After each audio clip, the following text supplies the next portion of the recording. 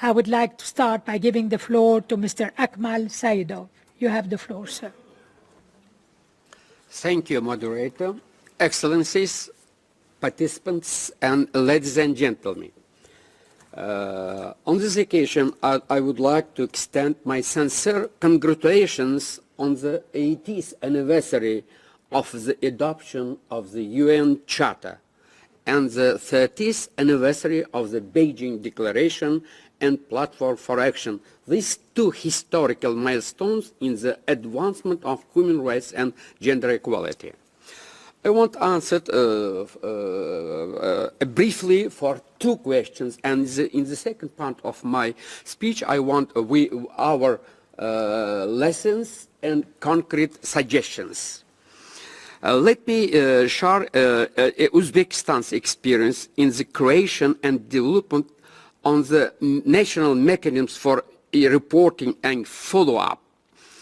In recent years, Uzbekistan has taken systematic and consistent steps in this direction, forming a national model that covers both legislative, institutional, interaction with civil society institutions, educational, monitoring and international aspects. In the legislative measures under the new constitution, for the first time, national human rights institutions were initiated in our constitutions. The first national strategy for humans we adopted in 2019-20.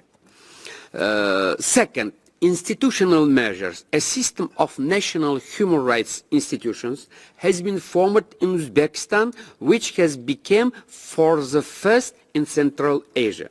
In accordance with UN recommendations, Uzbekistan on December 2018 put into effect a national mechanism for reporting and follow-up, expanding the powers of the National Center for Human Rights. Third, interaction with the civil society institutions. Uzbekistan proceeds from the fundamental understanding that the sustainability and effectiveness of the national mechanism in the field of human rights are impossible without an active participation of civil society. Fourth, educational.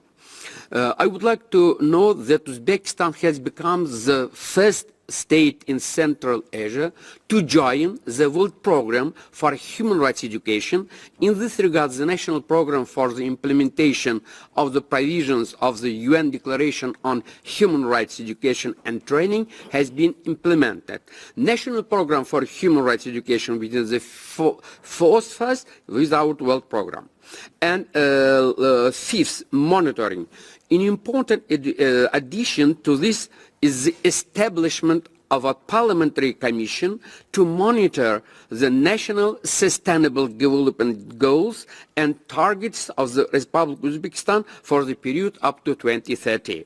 The government of Uzbekistan has undertaken 60 national goals in 125 targets in this field. 6. International aspects. Uzbekistan is a party to 7 of the 10 core UN Universal Human Rights treaties and consistently fulfills its obligations to submit national reports to relevant treaty bodies. Up to date, more than 50 national reports have been submitted covering and implementing. We presented 4 our reports under the UPR. And in October 2020, with the assistance of UN Office High Commissioner and UN Development Program, the National Human Rights Center launched the National Recommendations Tracking Database. And we have some lessons. Among the challenges is need to strengthen, first, human and institutional capacity. Second, ensuring sustainable participation of all sectors of society. And third, adoption of international standards to national conditions. And our 3 concrete suggestions. First, we propose to strengthen the global and national exchange of experience between national implementation and reporting mechanisms. In this sense, we highly appreciate in the recent steps in this direction the adoption of the ASEAN Declaration on the establishment of the international network for national mechanisms. Second, we consider it appropriate to intensify the development of regional interaction platform. In this regard, we propose considering the possibility of holding a regional forum on the implementation of international human rights obligations in Central Asian countries under the patronage of the Regional Office for Central Asia, Office of High Commission. And said, a necessary condition for the sustainable development national mechanisms, especially in developing countries, remains the systematic development on their institutional and human rights capacity. Thank you for your attention. Thank you. Thank you very much, Mr. Saidov.